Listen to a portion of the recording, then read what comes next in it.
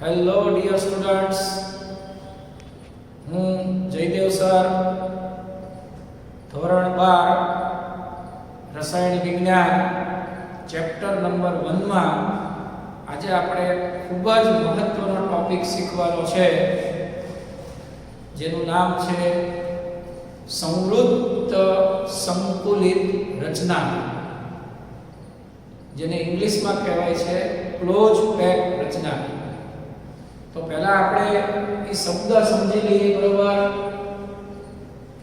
તો આપણને ખ્યાલ છે કે સ્ફટિક રચનાની અંદર પરમાણુઓ જે છે એ એકબીજાની શક્ય એટલા નજીક ગોઠવાય છે, બરોબર? પરમાણુઓ શક્ય એટલા નજીક હોય છે. હવે જે નજીક હોય છે એને આપણે ગુજરાતીમાં કહીએ છીએ સંવૃત્ત સંકુલન અથવા તો સંવૃત્ત સંકુલિત રચના, અને એનો ઇંગ્લિશ શબ્દ છે ક્લોઝ પેક રચના. ઘણીવાર એવું બને છે કે ગુજરાતી કરતા છે ને અંગ્રેજી શબ્દ વધારે હળવો હોય છે. જો ક્લોઝ પેકનો અર્થ થાય એકબીજાની ખૂબ જ નજીક એકબીજાને અડીને ગોઠવાયેલા. ઓકે, તો અંગ્રેજી શબ્દ બહુ સરસ છે ક્લોઝ પેક. આપણે ઘણીવાર એમ કહીએ છીએ કે આપણો ક્લોઝ ફ્રેન્ડ છે. આપણા ફ્રેન્ડ તો ઘણા બધા હોય, પણ ક્લોઝ ફ્રેન્ડ એટલે હું સૌથી નજીક હોય આપણી, એ ફ્રેન્ડ આપણો ક્લોઝ ફ્રેન્ડ કહેવાય. ઓકે, તો પરમાણુઓ જે છે ને એ પણ એકબીજાની શક્ય એટલા નજીક હોય છે અને એકબીજાને અડીને ગોઠવાયેલા હોય છે, અને એટલે એને ગુજરાતીમાં આપણે સંવૃત્ત સંકુલન કહીએ છીએ અને ઇંગ્લિશમાં એને ક્લોઝ પેક રચના કહેવાય છે. હવે આ ક્લોઝ પેક રચના આપણે one by one stepwise સમજતા જવાનું છે. તો સૌથી પહેલું મેં લખ્યું છે એક પરિમાણીય સંવૃત્ત સંકુલન, જેને ઇંગ્લિશમાં કહેવાય વન ડાયમેન્શન, એટલે કે 1D ક્લોઝ પેક રચના. તો મિત્રો, તમે ગુજરાતી અને અંગ્રેજી બંને શબ્દ યાદ રાખજો, બરાબર? બોર્ડ ઉપર પહેલા શબ્દ જોઈ લો. ગુજરાતી કહેવાય છે એક પરિમાણીય સંવૃત્ત સંકુલન, ઇંગ્લિશમાં એને કહેવાય વન ડાયમેન્શનલ, એટલે કે 1D ક્લોઝ પેક રચના. હવે આનો અર્થ શું થયો? તો આનો અર્થ સિમ્પલ છે કે પરમાણુઓ જે છે એ એકબીજાને અડીને એક જ આડી હરોળમાં ગોઠવાયેલા હોય છે. તમે આકૃતિ જુઓ, મેં આપણા પરમાણુ દેખાડ્યા છે. પહેલો પરમાણુ, એની અડીને બીજો પરમાણુ, ત્રીજો, ચોથો, પાંચમો, છઠ્ઠો, એમ બધા જ પરમાણુઓ આડી હરોળમાં ગોઠવાયેલા છે. એકબીજાને અડી અને આડી હરોળમાં ગોઠવાયેલા છે. અથવા બીજી ભાષામાં કહીએ તો x અક્ષ ઉપર ગોઠવાયેલા છે. અને એમ કહેવાય ને કે x અક્ષ ઉપર ગોઠવાયેલા છે, એક જ અક્ષ ઉપર ગોઠવાયેલા છે, એટલે એને આપણે કહેવાય વન ડાયમેન્શનલ, 1D અથવા એક પરિમાણીય. ઓકે, તો એક પરિમાણીયનો અર્થ એવો કે પરમાણુઓ એક જ આડી હરોળમાં ગોઠવાયેલા હોય. તો આ રીતે આપણે એક સિમ્પલ આકૃતિ દોરો. હવે ધારો કે આમાંથી આપણે આ એક પરમાણુને ધ્યાનમાં રાખીએ, જેને મેં રેડ કલરથી દર્શાવેલો છે. તો એ રેડ કલર વાળો પરમાણુ છે એ આજુબાજુમાં બે પરમાણુઓને અડકેલો છે. જુઓ, આ લાલ પરમાણુ આજુબાજુમાં બે પરમાણુઓને અડકેલો છે, એટલે એનો સવર્ગાંક 2 કહેવાય. એટલે આ એક શબ્દ પણ સમજી લેજો, સવર્ગાંક. તો સવર્ગાંક એટલે પરમાણુની સૌથી નજીક રહેલા પાડોશી પરમાણુની સંખ્યા. ઓકે, પરમાણુની સૌથી નજીક રહેલા પાડોશી પરમાણુની સંખ્યા, એટલે કે પરમાણુને આજુબાજુમાં કેટલા પરમાણુઓ સ્પર્શેલા છે એને સવર્ગાંક કહેવાય. તો તમે જોઈ શકો છો કે આ રેડ પરમાણુ છે એને બે પરમાણુઓ સ્પર્શેલા છે. એમ તમે કોઈ પણ પરમાણુ જોશો તો એને બે પરમાણુ સ્પર્શેલા છે, એટલે આ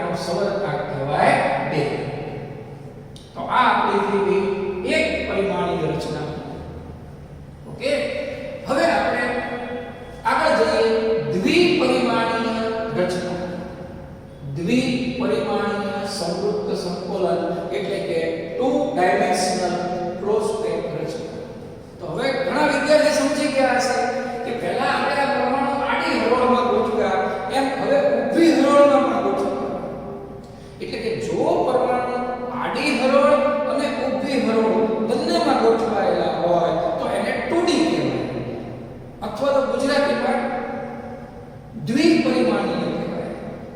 હવે આવી રચનાઓ બે રીતે થઈ શકે છે. એટલે હવે આકૃતિને બરોબર સમજજો તમે.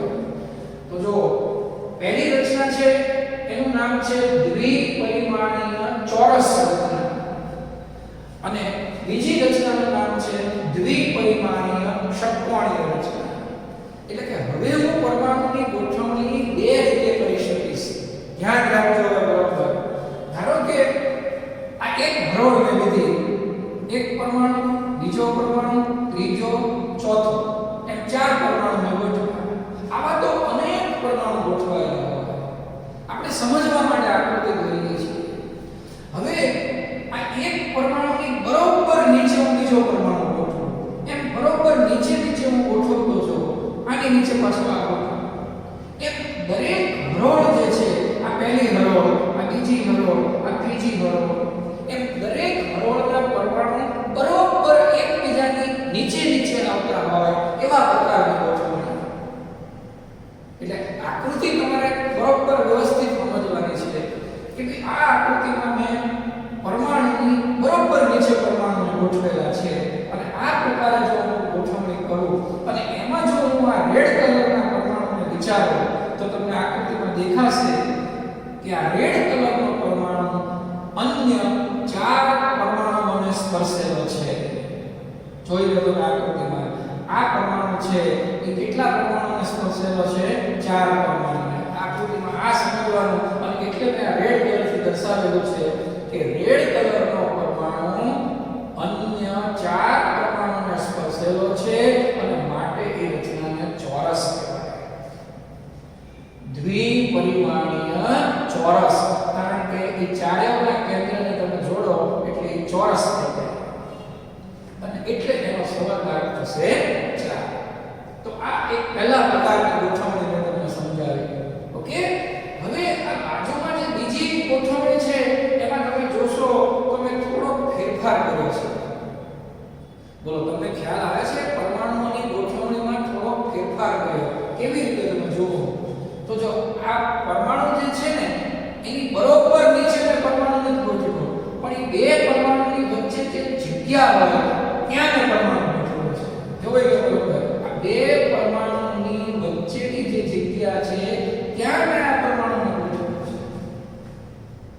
ઓકે. એવી રીતે પછી આની જગ્યામાં ટૂંકમાં બે પરમાણુની વચ્ચે જે જગ્યા હોય એને છિદ્ર કહેવામાં આવે છે. આપણે વિજ્ઞાનની ભાષામાં એને શું કહેવાય છે? છિદ્ર. જો આ વચ્ચે તમને બધી જે જગ્યાઓ દેખાય છે એ છિદ્ર છે. આમાં પણ જો આ બધી જગ્યાઓ દેખાય છે એ બધા છિદ્ર કહેવાય છે. તો બીજી આકૃતિમાં મેં કયો ફેરફાર કર્યો એ બરોબર હજી એકવાર જોઈ લો કે પહેલી આકૃતિમાં મેં પરમાણુની બરોબર નીચે પરમાણુ ગોઠવ્યો છે, જ્યારે બીજી આકૃતિની અંદર બે પરમાણુની વચ્ચે જે જગ્યા હોય ત્યાં મેં પરમાણુને ગોઠવ્યો છે. ઓકે. તો આ આપણી પહેલી હરોળ, આ આપણી બીજી હરોળ. ઓકે. તો પહેલી હરોળ કરતા બીજી હરોળની ગોઠવણી બદલાશે.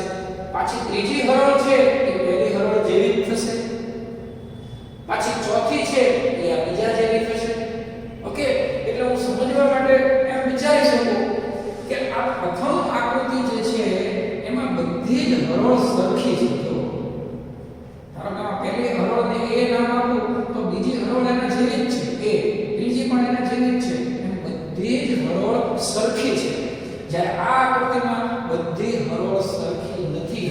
પહેલી આ હરોળ છે A તો આ બીજી હરોળ છે B, કારણ કે આના કરતા આ જુદી છે. પછી ત્રીજી આના જેવી છે એટલે A પછી B. તો બોલો સમજાણું બરાબર? આ બંને આકૃતિમાં પરમાણુની ગોઠવણી અલગ અલગ પ્રકારે થયેલી છે. તો હવે તમને કોઈ એમ પૂછે કે આ બંને આકૃતિમાંથી વધારે ક્લોઝ પેક કોણ કહેવાય? આમાંય પરમાણુઓ નજીક છે, આમાંય પરમાણુઓ નજીક છે. પણ જો તમે ધ્યાનથી જોશો તો આ પ્રથમ આકૃતિમાં આ વચ્ચેની જે જગ્યાઓ છે, છિદ્ર એ મોટા છે. પહેલી આકૃતિમાં છિદ્રો મોટા તમને દેખાશે જ્યારે આ બીજી આકૃતિમાં તમે જોશો તો એ છિદ્રો છે એ તમને નાના દેખાશે, એટલે કે એ વચ્ચેની જગ્યા જે છે એ નાની દેખાશે. એનો અર્થ એમ કે આ ષટ્કોણીય રચના છે એ વધુ ક્લોઝ પેક છે. જો આ ચોરસ છે એ પણ ક્લોઝ પેક છે, આ ષટ્કોણીય છે એ પણ ક્લોઝ પેક છે, પણ ષટ્કોણીય વધુ પ્રમાણમાં ક્લોઝ પેક છે. હવે આને ષટ્કોણીય નામ શું કામ આપ્યું? તો તમને આકૃતિ પરથી તરત જ ખબર પડી જશે કે આ રેડ કલરનો ગોળો અન્ય કેટલા ગોળા સાથે સંપર્કમાં છે. તો તમે ધ્યાનથી જુઓ તો આ રેડ કલર સાથે 1 2 3 4 5 અને 6 ગોળા એના સંપર્કમાં છે અને એ 6 ગોળામાંથી ષટ્કોણ બન્યું. જોઈ લો બરાબર. આમાં 4 ગોળામાંથી ચોરસ બન્યું, આમાં 6 ગોળામાંથી ષટ્કોણ બન્યું અને એટલે એને ષટ્કોણીય રચના કહેવાય. તો મિત્રો હવે તમને સમજાઈ ગયું કે આપણને બે પ્રકારની રચના જોવા મળશે, એક ચોરસ એનો સવર્ગાંક 4 અને બીજી રચના ષટ્કોણીય એનો સવર્ગાંક 6. આટલું ક્લિયર થઈ ગયું બધાને? એક ચોરસ રચના, એક ષટ્કોણીય રચના. ચોરસ એટલે 4, ષટ્કોણીય એટલે 6. ઓકે, તો આ વાત થઈ ગઈ દ્વિપરિમાણીયની. હવે આપણે વાત કરીએ ત્રિપરિમાણીય. જોઈ લો, ત્રિપરિમાણીય જેને આપણે ઇંગ્લિશમાં 3D કહીએ છીએ. આ શબ્દ તમે બધાએ સાંભળેલો છે, 3D. 3D નો અર્થ શું થાય? x અક્ષ, y અક્ષ અને z અક્ષ. ફરી એકવાર જુઓ તો પહેલી આકૃતિમાં તમે અહીંયા જોશો તો માત્ર x અક્ષ જ છે, x અક્ષ છે એટલે 1D. જ્યારે આની અંદર x અક્ષ છે અને y અક્ષ છે માટે એ 2D. અને હવે આપણે વાત કરવાની છે 3D, એટલે કે એમાં ત્રણેય અક્ષ આવી જાય, x અક્ષ, y અક્ષ અને z અક્ષ. એટલે હવે સમજવું થોડું અઘરું છે. તો હવે તમારે તમારી ટેક્સ્ટબુક ખોલવી પડશે અને તમારી ટેક્સ્ટબુકની અંદર એ લોકોએ 3D આકૃતિ દોરીને આપેલી છે. એ 3D આકૃતિ તમે જોશો એટલે તમને તરત સમજાઈ જશે. એ તમારી ટેક્સ્ટબુકમાં 3D આકૃતિ આપેલી હશે, ત્રિપરિમાણીયની 3D આકૃતિ. તો એ જરા આકૃતિ બધા ખોલો ટેક્સ્ટબુકમાં. ટેક્સ્ટબુકની અંદર 3D આકૃતિ ગોતી નાખો, ત્રિપરિમાણીય, અને એને તમે ધ્યાનથી જુઓ અને હવે હું તમને સમજાવું. જો કે હવે આપણી પાસે બે શક્યતાઓ થશે. એક તો આ ચોરસમાંથી 3D બનશે, બરાબર, અને બીજું ષટ્કોણીયમાંથી 3D બનશે. એમ બે રીતે 3D બની શકશે.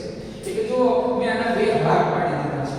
પહેલો ભાગ છે દ્વિપરિમાણીય ચોરસ સ્તરમાંથી, એટલે કે આ મેં ચોરસમાંથી બનાવ્યું, અને બીજો ભાગ છે દ્વિપરિમાણીય ષટ્કોણીય સ્તરમાંથી.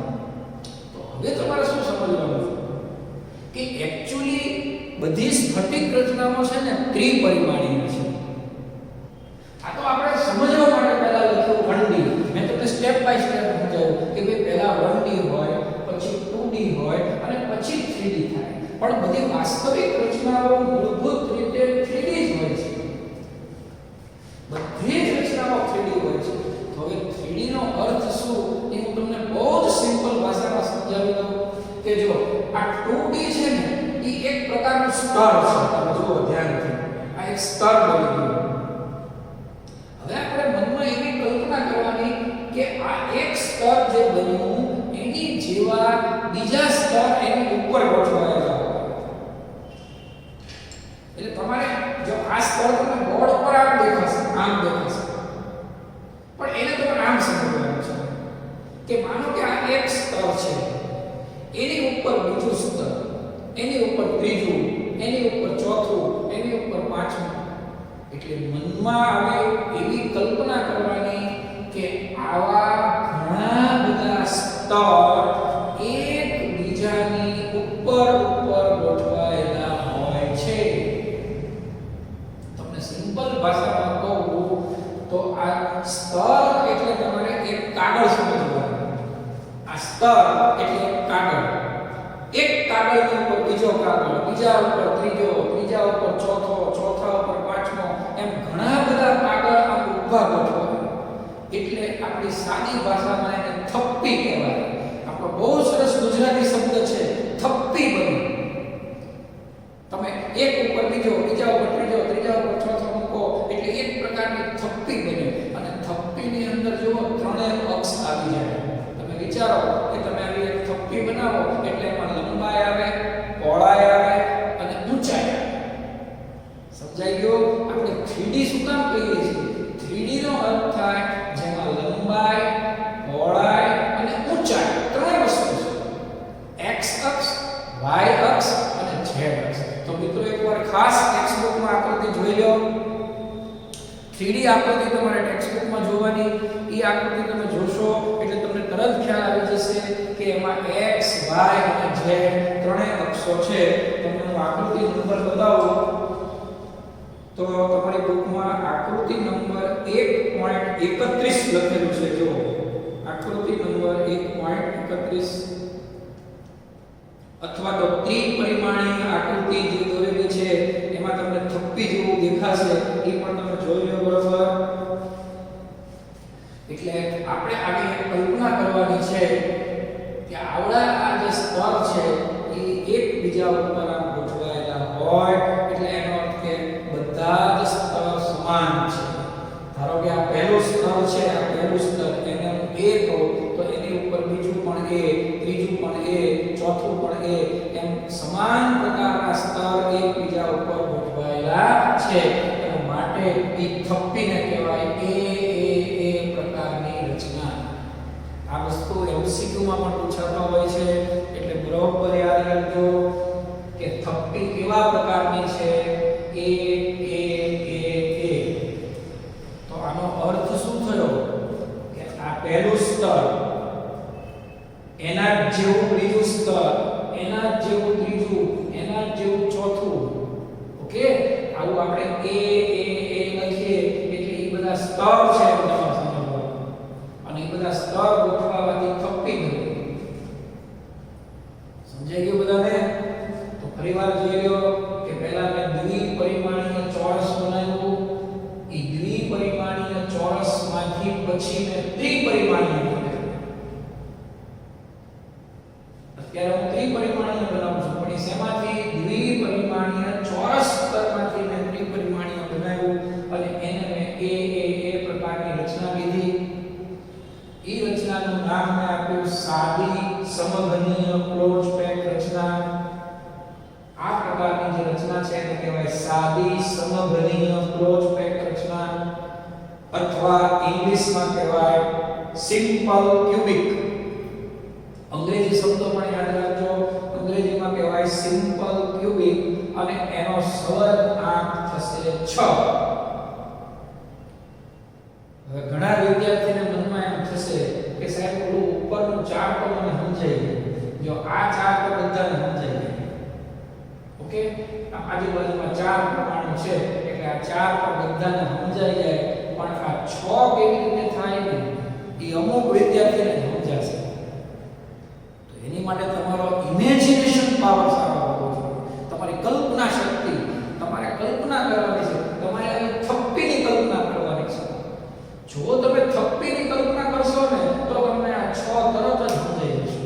કેવી રીતે કહેવાય? ઘણા વિદ્યાર્થીઓને સમજાઈ જશે. ધારો કે આ એક સ્તર છે, બરાબર? મેં તમને કીધું આ એક સ્તર છે. હવે આ એક સ્તરની અંદર તમારે સમજવાનું વચ્ચે એક ગોળો છે. ઈ વચ્ચેના ગોળાની આજુબાજુ 4 ગોળા છે. આ 4 આ તો સમજાય ગયું. પણ જ્યારે એની ઉપર હું એક સ્તર મૂકીશ અને એની નીચે એક સ્તર મૂકીશ ત્યારે ઓલો વચ્ચેનો ગોળો હશે. સમજો બરોબર? વચ્ચેનો ગોળો ઈ ઉપલા સ્તરના ગોળાને પણ સ્પર્શે અને નીચલા સ્તરના ગોળાને પણ સ્પર્શે. સાદી ભાષામાં કહું તો આ રેડ કલરનો ગોળો ધ્યાનથી જોજો. આ રેડ કલરનો ગોળો પોતાના સ્તરના 4 ગોળાને સ્પર્શે છે.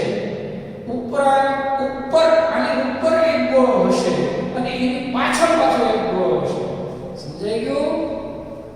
પોતાના સ્તરના 4 ગોળા, ઉપલા સ્તરનો 1 અને નીચલા સ્તરનો 1, તો કુલ કેટલા ગોળા થઈ ગયા? 6, અને માટે તેનો સવર્ગાંક છે 6. તો જો આ મેં તમને 3D ની વાત કરી. ઓકે, હવે આ ખરેખર આપણે આ 3D જ સમજવાનું છે, પણ 3D સમજતા પહેલા આપણને આ 2D અને 1D સમજાવવું જોઈએ. બીજી રીતે હું તમને કહું તો 1D દ્વારા આવી ધાર બને છે, આને ધાર કહેવાય. જો આ 1D દ્વારા ધાર બને, 2D દ્વારા સ્તર બને અને 3D દ્વારા થપ્પી બને. તમને હું ખાલી એક કાગળ બતાવું છું. તમે આ કાગળને માત્ર અહીંથી જુઓ તો આ 1D છે. 1D એટલે માત્ર ધાર છે, એમ તમારે સમજવાનું. જો આ 1D એટલે એ માત્ર કાગળની ધાર છે, એટલે કે ધાર ઉપર પરમાણુ ગોઠવાયેલા છે. જ્યારે 2D ની અંદર લંબાઈ આવી ગઈ અને પહોળાઈ આવી ગઈ, એટલે આવું આખું એક સ્તર બની ગયું, એમ તમારે સમજવાનું છે. 2D ની અંદર સ્તર બની ગયું. ઓકે, 1D માં આવી ધાર બની ગઈ, 2D માં આ સ્તર બની ગયું, અને એ સ્તરને માન રાખવું અને આની ઉપર આવા બધા કાગળ મૂકવા જાવ તો 3D ની અંદર શું બની જશે? થપ્પી બની જશે. એટલે 3D માટે આપણે થપ્પી શબ્દ વાપરીએ છીએ. આ શબ્દ ખાસ યાદ રાખજો. આ આખો કલ્પના શક્તિનો વિષય છે મિત્રો. સ્ફટિક રચનાની અંદર તમને કલ્પના કરતા આવડવું જોઈએ. હજી એક વાર સમજી લો કે 1D એટલે ધાર, 2D એટલે સ્તર અને 3D એટલે થપ્પી. આ આપણો ગુજરાતી ભાષાનો ખૂબ સરસ શબ્દ છે, થપ્પી. તો પરીક્ષામાં પૂછાય કે થપ્પી કેવા પ્રકારની છે, તો તમારે કહેવાનું A. એનું નામ છે સિમ્પલ ક્યુબિક અને એનો સવર્ગાંક છે 6. હવે આમાં છેતરાઈ નહીં જતા. જો તમને એમ પૂછે કે 2D માં સવર્ગાંક કેટલો છે, અને આવું MCQ માં આવી રીતે છેતરાઈ જાય. 2D માં સવર્ગાંક કેટલો છે, તો 2D માં સવર્ગાંક 4 છે. પણ તમને પૂછે 3D માં સવર્ગાંક કેટલો છે, તો 6 છે. કારણ કે 3D માં થપ્પી બની જશે, અને થપ્પી બની જશે એટલે ઓલા 4 ને બદલે કેટલા થઈ જશે? 6. ઓકે, તો મેં આ ચોરસ હતું એ ચોરસમાંથી થપ્પી બનાવી અને આ પ્રકારની આખી રચના તમને સમજાવી. આની 3D આકૃતિ તમારા ટેક્સ્ટબુકમાંથી જોવી પડશે. હવે એ જ રીતે આપણે આ ષટ્કોણીયમાંથી થપ્પી બનાવવાની છે. તો આ ચાર્ટ તમારા માટે બહુ ઉપયોગી છે. જો ચોરસમાંથી થપ્પી બનાવી, હવે એવી જ રીતે ષટ્કોણીયમાંથી થપ્પી તમે બનાવો તો તમને 2 પ્રકારની રચનાઓ જોવા મળે છે. ષટ્કોણીયમાંથી 2 પ્રકારની રચના છે. એમાં પહેલી રચના છે ABAB, જ્યારે બીજી રચના છે ABC. હવે આનો અર્થ તમે સમજી લેજો. જો આ વસ્તુ બહુ જરૂરી છે. જો અહીંયા મેં લખ્યું A એટલે એનો અર્થ શું કરવાનો તમારે? જો આનો અર્થ મને યાદ રાખજો. એનો અર્થ એવો કે બધા જ સ્તર સમાન છે. બધા સ્તર કેવા છે? સમાન. એટલે આપણે જે થપ્પી બનાવી એના બધા સ્તર છે એ સમાન છે. જ્યારે અહીંયા તમારે એનો અર્થ એવો થાય કે પ્રથમ સ્તર કરતાં બીજું સ્તર જુદું છે. એટલે પ્રથમ સ્તરની જે ગોઠવણી છે એના કરતાં બીજું સ્તર છે એ જુદું છે. પાછું ત્રીજું સ્તર છે એ પ્રથમ સ્તર જેવું જ છે. બરાબર? ચોથું છે એ બીજા જેવું છે. એટલે બીજી રીતે કહીએ તો એકાંતરે સ્તર સમાન છે. પહેલું, ત્રીજું, પાંચમું એમ એકાંતરે સમાન છે. પણ પહેલા કરતાં બીજું જુદું છે. પહેલા કરતાં બીજું જુદું છે. એટલે એને બી નામ આપ્યું. ત્રીજું પહેલા જેવું જ છે. જ્યારે આનો અર્થ એવો થાય કે ત્રણેય સ્તર અલગ અલગ છે. A, B, C એટલે પ્રથમ કરતાં બીજું સ્તર જુદું, બીજા કરતાં ત્રીજું સ્તર જુદું. એટલે આ બધું ABC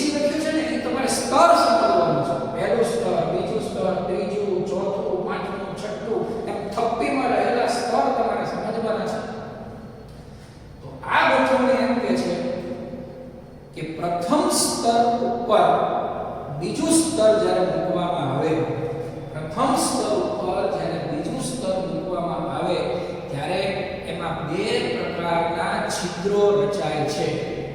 હવે આ વસ્તુ વળી પાછી તમારા ટેક્સ્ટબુક ની અંદર આકૃતિ આપેલી છે. એ આકૃતિની અંદર તમે ધ્યાનથી જોશો તો એમણે તમને પ્રથમ સ્તર ઉપર બીજું સ્તર ગોઠવીને બતાવેલું છે.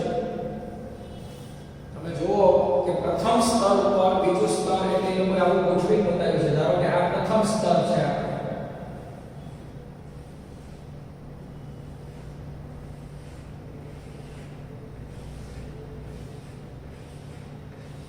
હું ખાલી સમજાવવા માટે જોઉં છું મિત્રો. જો આપણું પ્રથમ સ્તર તો કેવું હશે? ષટકોણી. એ તો બધાને ક્લિયર છે કે આપણું પ્રથમ સ્તર ષટકોણી હશે. જેમ ગુલાબનું પ્રથમ સ્તર આપણું ચોરસ હતું, એમ આપણું આ પ્રથમ સ્તર છે એ અત્યારે હવે ષટકોણી હશે. ષટકોણી એટલે આવું છે, ષટકોણી. ઓકે, આ આપણું પ્રથમ સ્તર ષટકોણી હશે. હવે તમે જે બીજું સ્તર મૂકો ને, એ બીજું સ્તર તમારે ક્યાં મૂકવાનું છે? વચ્ચે વચ્ચે ઓલી જગ્યા રહે ત્યાં. ધારો કે આ બે વચ્ચે જગ્યા રહે તો ત્યાં તમારે બીજું સ્તર ગોઠવો. આ બે વચ્ચે જગ્યા રહે ત્યાં બીજું સ્તર, આ બે વચ્ચે જગ્યા રહે ત્યાં બીજું સ્તર. ઓકે, પ્રથમ સ્તરની અંદર તમને આ જે જગ્યાઓ જોવા મળે છે એ જગ્યાની ઉપર તમારે બીજું સ્તર ગોઠવવાનું છે. આ પ્રકારે સમજવા માટે મેં તમને દોરીને બતાવ્યું. અને આવી આખી આકૃતિ તમારી ટેક્સ્ટબુકમાં દોરેલી છે. તો આ 3D બનવાનું છે, આ 3D બનવાનું છે. અત્યારે આ 2D છે. અત્યારે આ દોરેલું છે કેવું છે? 2D. એની ઉપર પાછું એક સ્તર મૂકશો એટલે 3D થશે. તો સમજો, અત્યારે 2D હતું, આ 2D. હવે એની ઉપર પાછું મૂકવા એ જેવું જ સ્તર મૂકી દો, A B A. એટલે આ વ્હાઈટ કલરનું મેં દોર્યું એ A સ્તર છે. આ થોડો કલર મેં બદલ્યો છે અહીંયા સમજવા માટે. આ B સ્તર છે. અને હવે ત્રીજું જે મૂકવું એ જેવું જ મૂકવાનું. એટલે આ A ની જેવું જ તમારે બીજું સ્તર મૂકવાનું. એમ તમારે સમજવાનું છે. ઓકે, વધારે ટેક્સ્ટબુક ની અંદર આખી આકૃતિ દોરેલી છે એ બરોબર જોજો.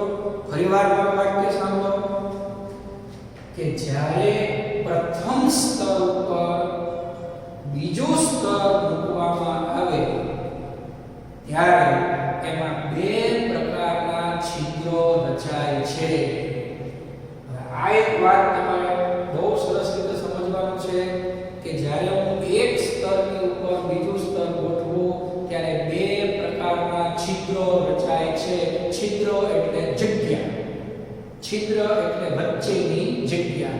બે પ્રકારના છિદ્રો, એકને કહેવાય ચતુષ્ફલકીય છિદ્ર અને બીજાને કહેવાય અષ્ટફલકીય છિદ્ર. ઈને અહીંયા સાઈડમાં તમને એવો સમજાવેલો છે.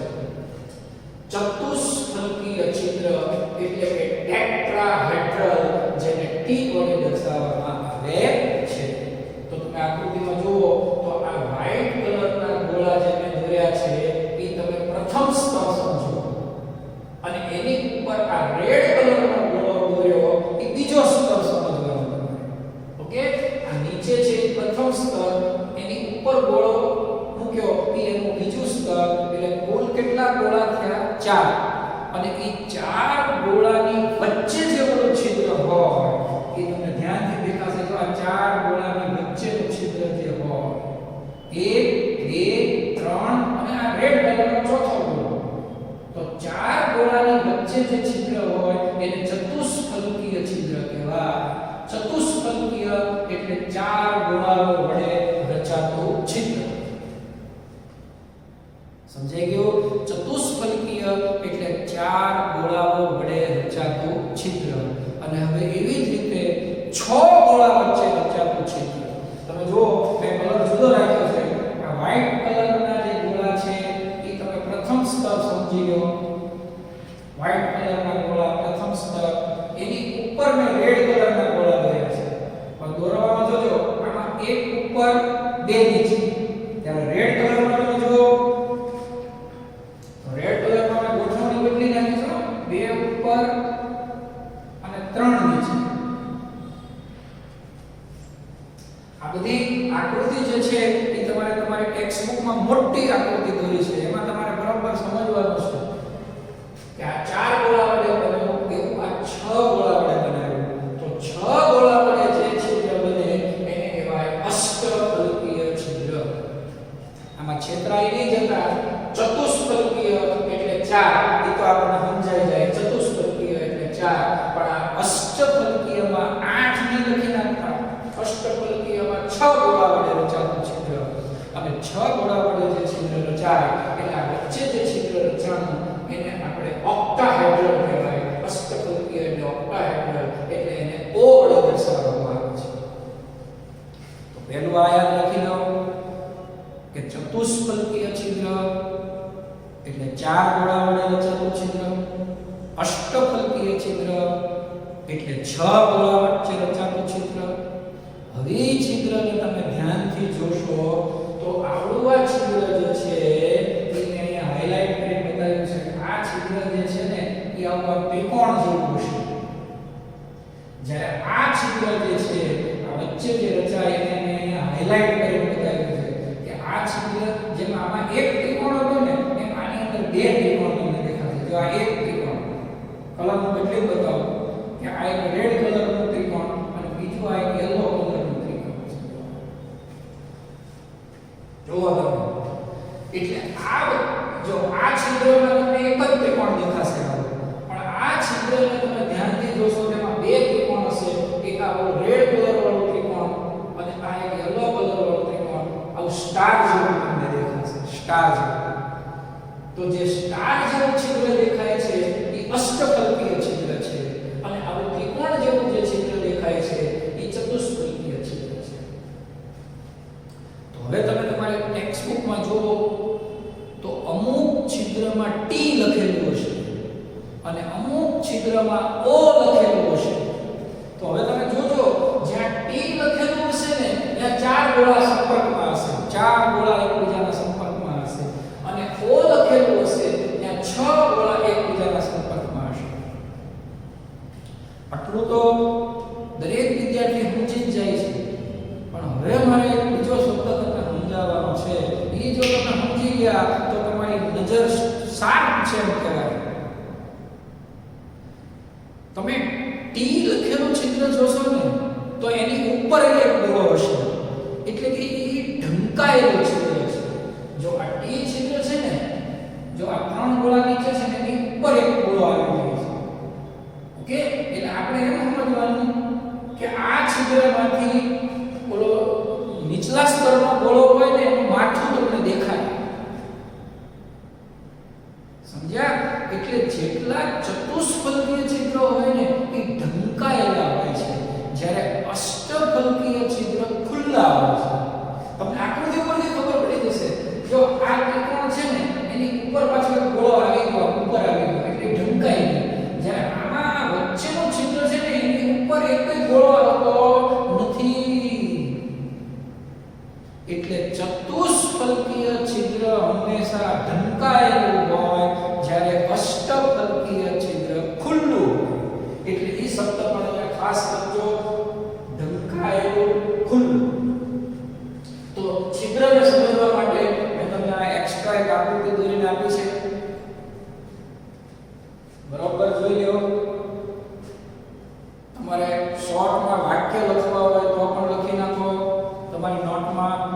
કારણ કે ચોપડીની અંદર ટેક્સ્ટબુકની અંદર વર્ણન થોડું અઘરું હોય તો એને આપણે સહેલું બનાવી શકાય. વાક્ય લખવું હોય તો લખો. પ્રથમ સ્તર ઉપર બીજું સ્તર ગોઠવવામાં આવે ત્યારે બે પ્રકારના છિદ્રો રચાય છે. એક ચતુષ્ફલકીય, બીજું અષ્ટફલકીય. ઓકે એટલે આટલું આપણને સમજાઈ ગયું કે પહેલાની ઉપર બીજું સ્તર ગોઠવવાનું.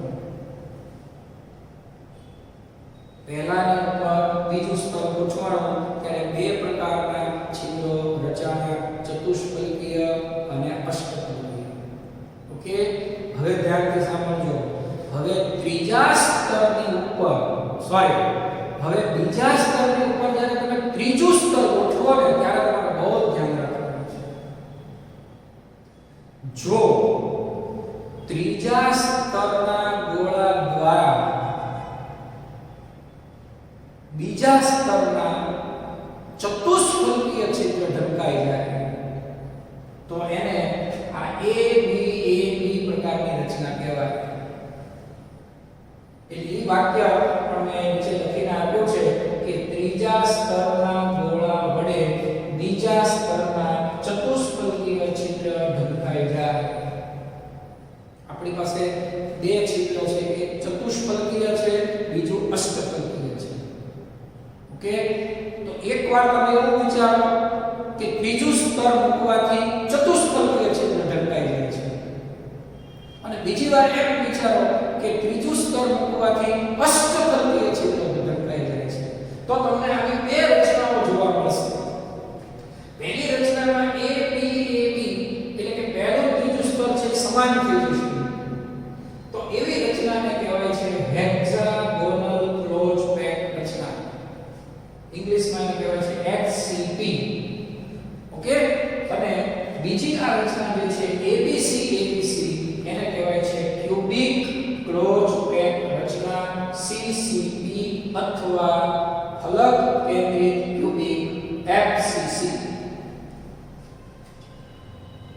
ફરી એકવાર સમજો, આ થોડો અઘરો મુદ્દો છે એટલે હું રિપીટ કરું છું કે આ ચોરસ જે હતું એ ચોરસમાંથી આ એક રચના બની સિમ્પલ ક્યુબિક.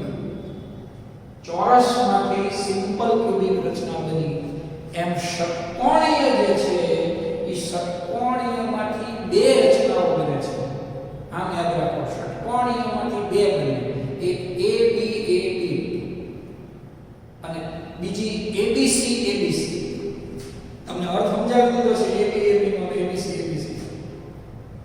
ઓકે, હવે AB રચના જે બને એને કહેવાય હેક્સાગોનલ ક્લોઝ પેકિંગ HCP અને ABC રચના બને એને કહેવાય છે, એના બંને રીતે નામ લખાય છે. જો આ બધું આગળ જતા તમને કામ આવવાનું છે. એને CCP પણ કહી શકાય છે અથવા FCC પણ કહી શકાય. તો CCP પણ કહી શકાય અથવા FCC પણ કહી શકાય. ઓકે, તો આ સ્તરની ગોઠવણી બરોબર સમજવી જરૂરી છે. A B એટલે એનો અર્થ કે પ્રથમ સ્તર કરતા બીજું સ્તર જુદું હોય પણ ત્રીજું સ્તર પ્રથમ જેવું જ હોય. અને અહીંયા ABC નો અર્થ એવો કે ત્રણેય સ્તર જુદા હોય. બીજી એક વાત કે આમાં ચતુષ્ફલકીય છિદ્ર ઢંકાય. આ વાક્ય ખાસ સમજો, ચતુષ્ફલકીય છિદ્ર ઢંકાય. HCP ની અંદર ચતુષ્ફલકીય છિદ્ર ઢંકાય, જ્યારે આ CCP ની અંદર અષ્ટફલકીય છિદ્ર ઢંકાય. અને એટલે ષટ્કોણીયમાંથી આપણને આવી બે રચનાઓ જોવા મળે. ચોરસમાંથી એક રચના જોવા મળી અને ષટ્કોણીયમાંથી બે રચના જોવા મળી. તો આ બોર્ડ વર્ક ઉપર જે કંઈ લખ્યું છે એ તમારે તમારી નોટમાં આ બધું ખાસ લખી લેવાનું છે. ટેક્સ્ટ બુકની અંદર વર્ણન અને એ બધું વાંચશો તો તમને ખૂબ અઘરું લાગશે, પણ આ બોર્ડ વર્ક જે કર્યું છે એ છેલ્લે તમે વિડિયો જે જોતા હો એ વિડિયોને પોઝ કરી અને આખું બોર્ડ વર્ક તમારે લખી નાખવાનું. તમને બધાને બોર્ડ વર્ક દેખાય એવી રીતે લખ્યું છે. વિડિયોને પોઝ કરવાનો અને આખું બોર્ડ વર્ક તમારે બરોબર લખવાનું અને એના ઉપરથી પછી તમે ટેક્સ્ટ બુકમાંથી સવાલ જવાબ લખી શકો. તમને સિમ્પલ ક્યુબિકનો સવાલ જવાબ પૂછે તો આમાંથી તમારે લખવાનું છે. પછી HCP નો સવાલ જવાબ પૂછે તો આમાંથી તમારે લખવાનું અને CCP નો સવાલ જવાબ પૂછે તો અહીંથી તમે લખી શકો. તો ત્રિપરિમાણીય ની અંદર આપ જોવા જાવ તો તમને ત્રણ રચનાઓ જોવા મળી. એક અહીંયા જો લખેલી છે ત્રણ રચનાઓ કઈ રીતે, તો જો આ એક રચના તમને જોવા મળી ત્રિપરિમાણીય ની અંદર આ પહેલી રચના, ત્રિપરિમાણીય ની અંદર આ બીજી રચના અને આ એની ત્રીજી રચના. 1 2 3 બોલો, ટૂંકમાં સમજાઈ ગયું. આપણી પાસે એક હતું ચોરસ, બીજું હતું ષટ્કોણ. ચોરસમાંથી આપણે એક રચના બનાવી અને ષટ્કોણમાંથી આપણે બે રચના બનાવી. હવે અહીંયા યાદ રાખજો કે ષટ્કોણમાંથી બે શું કામ બની ઢંકાશે અને કાં તો અષ્ટપંક્તિય છિદ્ર ઢંકાશે. એટલે એની માટેનું વાક્ય અમે અહીંયા લખ્યું છે. આ વાક્ય તમારે ખાસ લખવાનું. ઓકે, ત્રીજા સ્તરના ગોળા વડે બીજા સ્તરના ટી છિદ્ર ઢંકાય. જ્યારે અહીંયા જુઓ ત્રીજા સ્તરના ગોળા વડે અષ્ટપંક્તિય છિદ્ર ઢંકાય. તો આ ટોટલ તમને 3 રચનાઓ જોવા મળે. આ રચનાની અંદર સવર્ગાંક 6 છે અને આ બંને રચનાની અંદર સવર્ગાંક 12 છે. સવર્ગાંક કેટલો છે? 12. હવે આ સવર્ગાંક 12 જે છે એ પણ તમારે જો સમજવો હોય તો તમે તમારી ટેક્સ્ટબુકની આકૃતિમાં સમજી શકો કે સવર્ગાંક 12 કેવી રીતે સમજવાનું. તો આ 12 જો અહીંયા તમને 6 મેં સમજાવી દીધું, આમાં તમને 6 સમજાવી દીધું. હવે હું 12 સમજવા માટે તમારી ટેક્સ્ટબુકમાં આકૃતિ દોરેલી છે. એમાં તમે જો તો આ રેડ કલરનો ગોળો છે એ પોતાના સ્તરના 6 ગોળાને સ્પર્શેલો છે. એ ઉપરાંત એના ઉપલા સ્તરના 3 અને નીચલા સ્તરના 3, એટલે આ વચ્ચેનો ગોળો છે એ ટોટલ 12 ગોળાને સ્પર્શેલો હોય એવી આકૃતિ પણ તમારી ટેક્સ્ટબુકમાં દોરેલી છે. એ આકૃતિ જોઈ લો બરોબર કે વચ્ચેનો ગોળો 12 ગોળાને સ્પર્શે છે. હવે 12 કેવી રીતે એ તમારે સમજવા માટે લખવું હોય તો હું લખી દઉં છું કે પોતાના સ્તરના 6 ગોળા. ઓકે, ઉપલા સ્તરના 3 ગોળા અને નીચલા સ્તરના ફરી 3 ગોળા. એટલે 6 ને 3 9 ને 3 12. આ સવર્ગાંક તમને સમજાય. અહીંયા 6 પર તમને સમજાવ્યું કે આ 4 પોતાના સ્તરના, એક ઉપર એક નીચે એટલે 6 થાય. એમ આની અંદર સવર્ગાંક તમને 12 મળશે. Is it clear? તો આજનું આ લેક્ચર જે છે એ આ બોર્ડ વર્કમાં તમને જે મેં લખીને આપ્યું છે એ બોર્ડ વર્ક પ્રમાણે જો તમે તૈયાર કરશો તો તમને ખૂબ સરળ લાગશે. ટેક્સ્ટબુકમાં થોડું કોમ્પ્લિકેટેડ કરેલું છે. ફરી એકવાર જોઈ લો. પહેલા આપણે લીધું 1D. તો 1D ની અંદર આ એક જ આકૃતિ આવે. આવી રીતે યાદ રાખો કે 1D તો એની અંદર તો એક જ આકૃતિ આવવાની છે. 2D એની અંદર બે પ્રકાર પડ્યા, ચોરસ અને ષટકોણીય. 2D માં બે પ્રકાર પડ્યા અને 3D ની અંદર 3 પ્રકાર પડ્યા. જોવો 3D માં 3 પ્રકાર પડ્યા, 1 2 3. કેટલું સિમ્પલ થઈ ગયું. 1D માં 1, 2D માં 2 અને 3D માં 3. હવે 3 પ્રકાર શું કામ પડ્યા એ તમારા મગજમાં હોવું જોઈએ કે પહેલો પ્રકાર ચોરસમાંથી પડ્યો અને બીજા બે પ્રકાર ષટકોણીયમાંથી પડ્યા. તો આ ટોટલ 3 પ્રકારની આપણને રચનાઓ જોવા મળી. એની અંદર છિદ્રો જે છે એની પણ તમને માહિતી આપી. તો મિત્રો આજનું બોર્ડ વર્ક જે છે એ તમારા માટે ખૂબ જરૂરી છે. વિડિયોને પોઝ કરી આખું બોર્ડ વર્ક લખજો અને એ બોર્ડ વર્કમાંથી તમારે તમારી નોટ બનાવવાની ટેક્સ્ટબુકમાંથી વાંચીને. તો આવો ખૂબ જ અગત્યનો મોટો ટોપિક આજે આપણો પૂરો થયો. ક્લોઝ પેક રચના. હવે પછીની જે વાત છે એ આપણે નેક્સ્ટ લેક્ચરમાં કરશું. Thanks to all.